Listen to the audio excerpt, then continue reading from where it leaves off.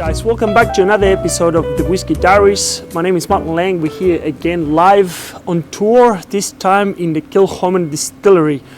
Stunning place, incredible drive, the whole lot, part of Islay. The whole distillery tour was amazing. This is a 10 out of 10, cannot recommend it enough. So, we'll start with some of the information for the distillery. Again, we're not going to go too much on the history. At the end of the day, this doesn't have too much of the history.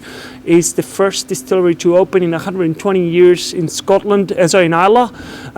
So it's fresh, brand new from 2005. So we'll go through a little bit of the facts. What do you get on the tour? The whole process and everything. They're super open. They gave us all the information we needed, and it was awesome. The tour costs about £30, 20 to £30, I believe. It takes about an hour and a half to 2 hours, depends on how many questions you ask. The tour guide that we got today was a girl called Emma. She was awesome. She's been working with the distillery for 4 years. She knew absolutely everything, all the questions that you can imagine. And even the questions that she might have not known, she went and double checked for us. And that's what you want in a tour. As you can see, if you've seen any other tour reviews that we've done, some of the tours, they don't care, or they just don't want you to even ask questions. It's always refreshing to go and see a distillery tour guide, really passionate about it, and just double checking the answers and double checking anything that you want to know just before they answer it to you. So again, she was born and bred in Islay, and it was a world of information. So thank you very much, Emma, for such a great tour. A little bit of the distillery itself. It was started in 2005 by the Wills family. It used to be a farm. Well, it still is a farm. It's a working farm. They have cattle, they have sheep, and they have a few 200 acres of fields that they grain. So they grow their own grain, their own barley, which they use for the whiskey. Everything in this distillery is one of the only distilleries in all of Scotland, and absolutely every single process of the whiskey gets done on site, including the bottling, warehousing, barrels, malting, everything. Of course, because even with 200 acres of barley, grown barley, they can only produce so much of it. So the barley that is grown on site, it actually goes into the bottling that is called 100% Islay barley. The rest of the bottlings, they actually get the malting, the malted barley from mainland. I'm assuming Inverness or somewhere else. They only produce 625,000 litres of whiskey a year, which is not a lot. Compared to even the smallest ones that we've been, like someone like Glenglassaugh or even Glenronach, which they do 1.2 million litres a year. This is a tiny distillery. So they experiment with any type of barley that they can get. The last couple of years have been Concerto. They ran out of that one. Apparently they couldn't get a hold of it. So at the moment they're doing a mix between 3 barleys, which is Sassy, Laureate and Planet. They have their own malting floor they did a new malting floor in 2015 that got upgraded to 4 ton. I have been here in this distillery in 2014, and the malting floor was tiny. There was like barely a ton of barley. It was like a room. I don't know how big it was, but it was tiny. So this one now that is in 2015, it just got upgraded to 4 ton. And you can go into the malting floor. When we were here, we went in there, you can grab the grain. They tell you everything you need to know about the grain. Any questions that I asked, she answered, and it was awesome. So as I said, it was Laureate. It was a mix between those three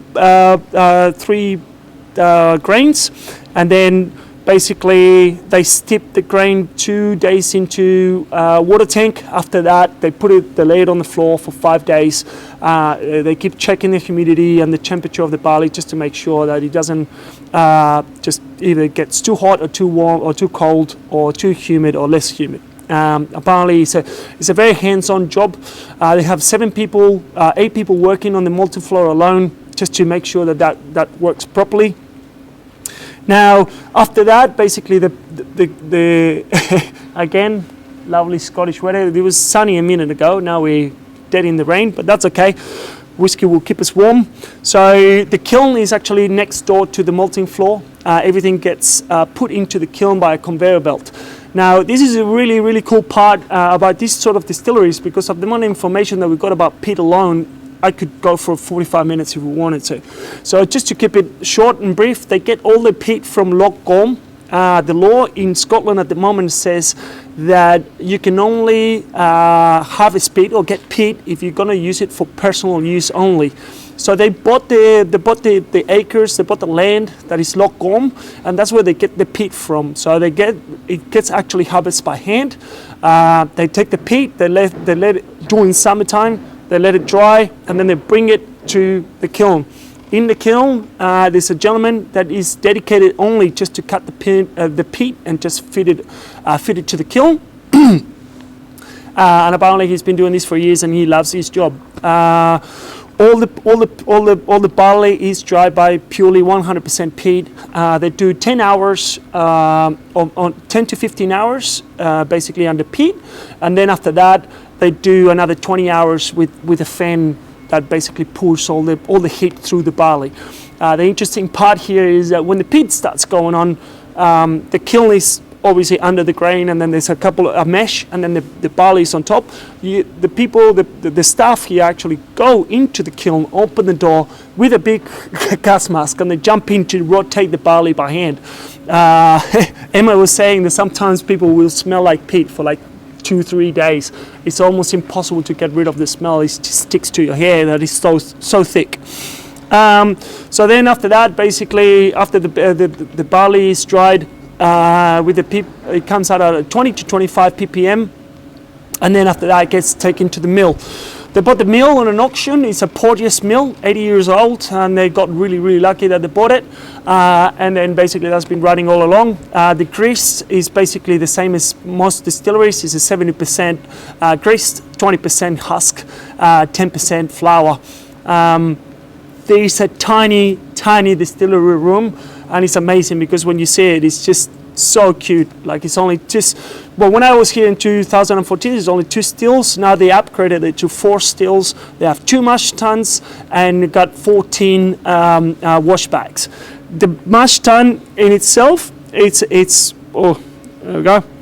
It's draining. So it's called a semi-luter. This is the first name that I got. The first time I heard this name. Semi-luter means that it's basically half stainless steel and half copper. So the base of the mash tun is actually stainless steel. The top they have a copper dome. There's only it's a 6,000 liters. No, they're not 6,000 liters. It's 1.2 tons of barley that can goes in there. After that, they do 3 waters for 6 hours. The first water comes out at 68 degrees. The second water comes at 80 degrees. The last water is 85 to 92 degrees. And if you don't know what the waters do, basically what they do is they try to take all the sugars out from the barley, from the grist, just to absorb, basically transform it into basically a sugar syrup, which then can be fermented, and that's how you get the alcohol. So after they take all the water, all the sugar water gets transferred into the fermentation tanks. They're called washbacks. The washbacks, they actually do a pretty big, pretty long fermentation, anything between 80 to 90 hours on fermentation, which is a fair bit, comparing to Lagavulin and Carolina, which they do 55 to 60 hours. After that, basically it just goes straight into the 2 stills. The fermentation comes out at a 6 to 8%. We actually got to try the wash. It's actually disgusting, like all washes, but it was good to try it. They give it to you. After that, they got into the 2 stills. Well, they have 4, but they do 2 batches. They have 1 still that is the wash still that is 3,000 liters, and then they got a spirit still that is 1,600 liters. The wash still is actually quite fat and have a fat neck. The spirit still, on the other hand, has a really long, thin neck. Still very small, but they produce a very light type of spirit. And that's what they try to aim. They want more more contact with the copper to reduce all those sulfurs. They want that interaction with the copper as much as they can to produce the spirit that they like the most.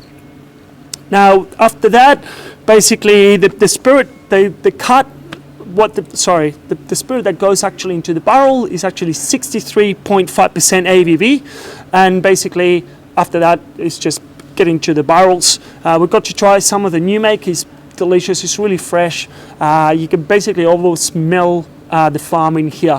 We are surrounded by farm. There's cattle feed, there's cattle, there's sheep. When you drive into the distillery, it's basically you go into a road that is surrounded by nothingness, and then you just finally see the little sign Kilchoman Distillery here. It's a great drive, and it's so unassuming. So such a good tour. After that, they have 8 warehouses on site. One of them is a half rack. Basically, they're doing that for the vatted whiskies, anything that they blend, not blend, Mari, basically. The rest of the warehouse, they're all dunnage. I asked Emma why they do that, because if it's such a new distillery, it would make more sense to make racking so they can store more. But she said that here at Kilchoman, they really take pride on the fact that they do everything traditionally. Everything that they can do by hand, they do by hand. Everything that they can basically do traditionally, they would. And you can see it. You can see it in the passion of the staff. You can see it on the distillery itself. Everything is so cool. Like, it's such a nice distillery. After that, basically, everything is bottled and labeled by hand. They have a bottling plant not far from here, and there's about 8 staff members. Just literally, the symbol on the bottle gets stuck by hand. The labels, everything is done by hand, including the cork and the lid on top of it. Everything gets done by hand, which is super cool. Then we got taken to the tasting room. They have a beautiful visitor center and a cafe and a shop, which you can have lunch if you wanted to. It's really pretty. They have a big fireplace in the middle that is amazing. And then after that, we went into the tasting room. The tasting, we got to try 4 whiskies. The Loch Gorm, which is the one that we're going to review today. We're not going to go too much in that one, but it's amazing. Then the second one was a Madeira cask. That is a single cask release. Basically, when it's gone, it's gone. It was 5 years in Madeira 5 years in American oak, and then 5 years completely Madeira casks. 550 liters. 46 casks of them went into making that bottle. Then they have the Comrake. The Comrake is basically means sanctuary, and it's a bottle that you can only find in the bars that get allocated. So so far they have about 90 bars, 90 around the world. We've got 2 in Brisbane, that is Cobbler and Savile Row. Hopefully Death and Taxes will be available soon. And basically the meaning of this whiskey is just to create a whiskey where it's Kilchoman somewhere else in the world. It's a home away from home, basically. So you go in there. Comrake in Gaelic used to mean like a sanctuary in which you could go and take actual sanctuary. Like, you could have murdered someone and you can go between these rocks, these stones, basically, and be protected about something. So they took that, and basically you can only get this whiskey in certain bars, and you can find them in the map. You can go into the website, and there's a Comrake tab there that you can click on it, and then it tells you which bars are around the world. Fortunately, we have 2 in Queensland. There's a few in Sydney and Melbourne, and then around the world there's heaps. This one in particular was Comrake number 5. It was 3 fresh Ruby Port casks, all married together, 8 years old. And it was delicious as well, and it gets bottle at cask strength. I believe this one was 57%. Then finally we got the distillery exclusive only. This was 10 years in bourbon cask, and then 11 months in Calvados cask. Bottle of 54.5% ABV. It was delicious, absolutely incredible Kilchoman. It was not my favorite for my personal reasons. So in this case, we're just going to review the Kilchoman sherry cask. So the Loch Gorm gets named after the peat bogs that they own. They have the land, and that's where all the peat comes from the distillery. It's 100% sherry cask, in this case Oloroso.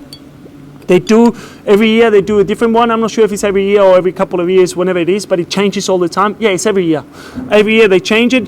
So it's a limited release, and once it goes, it's gone. It's bottled at 46% ABV. This is bottles in the batch, there's 17,000 bottles. Seems like a lot, but it goes out really quick, because remember, this bottle gets sent to all around the world, shared between 90 countries or whatever. So once it's gone, it's gone. And each year tastes completely different. I remember trying this one in 2014, 2015, 16, and so on. I missed the last 2 years because Australia didn't get that much allocation, but it changes. And this one is, so far, is my favorite. It's actually kind of like a smoky sherry bomb. It's absolutely delicious. So the other thing that was interesting, we asked, and there you go. This is Scotland weather. Now that it was raining, now there's full sun coming out again. I love it. Anyway, so Kilchoman actually means means church, and Homan was an actually 14th century Irish priest that came to Islay. So they basically name it after that. The symbol on the label is actually kind of like an infinite Celtic symbol, and represents the 3 points on the making of the whiskey, which is water, barley, and yeast. Anyway, sorry, already put it. There we go. Such a good whiskey. The smell already, you can smell the peat, but also the sherries and the raisins and the dry fruits that you can get from the whiskey itself, from the sherry. Oh, yeah, it's delicious. And I always say that 46% for me is a perfect ABV, between 46 to 48. I think it's a great way of the whiskey shining through, the new make and everything, but you don't get to that point that is 51% ABV or 55 where you need to add water and it's just basically too strong. I do respect those whiskeys, but for something drinking day to day or something that you want to enjoy without burning your face off, 46 really showcases the whiskey. And in this case, you get dark chocolate, you get bitter chocolate, raisins coming through, black pudding, that all these sort of dry fruits, the dry forest fruits that you get, is absolutely delicious. You cannot get enough of this whiskey. So this is it, guys. This is literally one of my best distilleries, my favorite distilleries to go to. They share all the knowledge. They don't care. They want to share the good whiskey. There's no mimics. There's no little charts or anything. The tour guide takes you through the whole lot. Any questions you ask, they will be answered. And if they don't know the questions themselves, they will find out and bring it back to you. Everybody in the shop was super nice. We got treated with exceptionally hospitality. So I cannot recommend it enough. If you're ever in Islay, this would be, I would say that this has to be your top priority to come here. Is that one and Bruglatic for sure. Anyway, guys, thank you very much for listening. If you have any comments or anything that you want to learn more about, or any distilleries or anything that you want us to do a review, please let us know. We'll try our best. And in the meantime, I'm just going to sit down here and enjoy the beautiful sun that just came out, just to dry off that rain and enjoy the whiskey. Thank you very much for listening. Slàinte mhath.